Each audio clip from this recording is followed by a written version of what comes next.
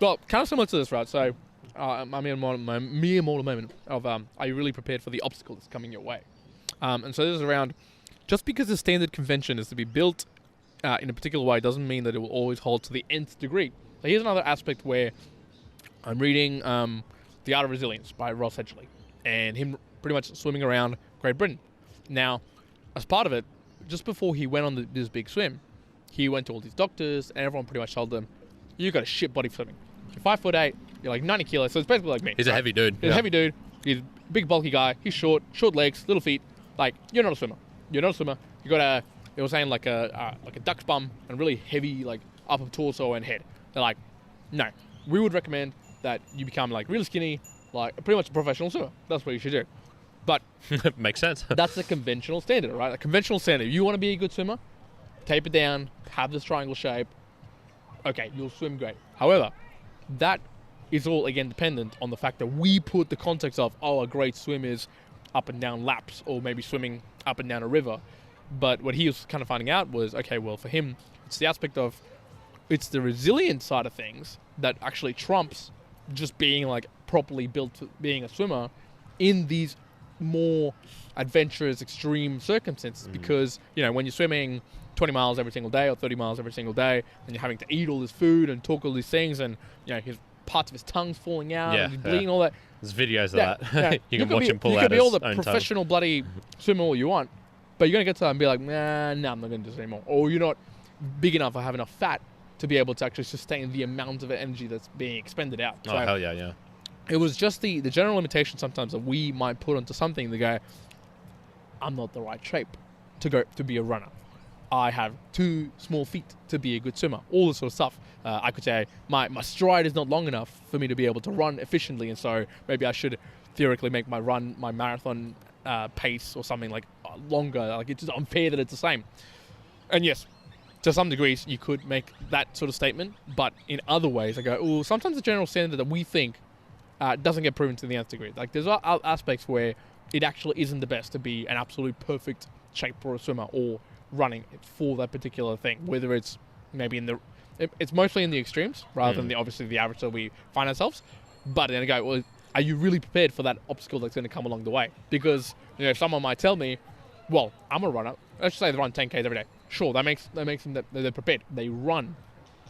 But if all of a sudden you have to run 100 kilometers away from something, take off your shoes. You know, are you still running 10Ks a day? Yeah, you know, or something else that happens at the extremes when that obstacle comes through, you might not be prepared for that, because it might be 50%, let's just say, of that efficiency or that technique, but it might be 50% resilience. And, you know, if you're someone who maybe, I don't know, does something that builds your resilience to a particular level, that you're really, really resistant, you might be able to actually do that better than the person who actually runs, even though you never actually ran, just because you can push yourself to go through it. Yeah, so, I would say that capability of being able to overcome like a unique obstacle, just because it's something, you know, that ability to not be attached to something too deeply. If you think about it, basically everything we do in human life is just so straight line down the middle, not much room for deviation. You know, the roads, for example, just driving. You follow the lines. You never see someone driving on the opposite side of the road. You're not driving through the hills. Exactly. You're following like predetermined paths. Yeah. There's so many different, and you know, everything we do basically is along these same lines of very, very strict and narrow. You know, you see something. I experiment with this every now and then, where I'll be walking to the park and I'll put the weight on my head and try and balance and walking it, and just the people like stare at you as if you are just doing and yes, it's strange, but like the strangeness, why is that so captivating? Like that should just be, you know, maybe it shouldn't just be, maybe the ideal human scenario is, you know, we're in a box, we're being told exactly what to do, etc. Maybe as well, right? Yeah, maybe, but again, every time someone tries to do that in history, like a dictator, it doesn't end up well. No, I wouldn't say so. People want to do their own shit, and I mean, my takeaway, and there's obviously more takeaways to that book, but my kind of clean takeaway from it was, okay, even though the general standard exists for a lot of things, and it is a sign or gives clues as to what successful things are, it doesn't hold to the nth degree. Not always. It's not always the case. Like if someone tells you, oh well, you'd suck to be an entrepreneur, or you'd suck to be able to be a leader or whatever it may be. They might be saying that in the context of what they know. And look, they might know it broadly. Like, that might be true broadly. That's also right. But it doesn't mean that completely 100% you're never, like, you're gonna fail. It's not gonna work. Like, that's not how it works. And it can, you can prove that just because you don't have the perfect like swimming body, that means you can still go and do like massive swims. Like, you can still do it. You might not win the Olympic Games at 100 meters. Yeah. Sure. All right. But that's a particular, specific, I guess you'd say, event that you might not be prepared for, but you might be prepared for other things. I think that'd be the event of life. You'd win the event of life if you develop that skill. And you know what? I'm just thinking, going back to episode 201, where we're saying, my fun little scenario of billions of lots of Kyrens out there competing in some sort of tournament. Yeah. How would we prepare for it?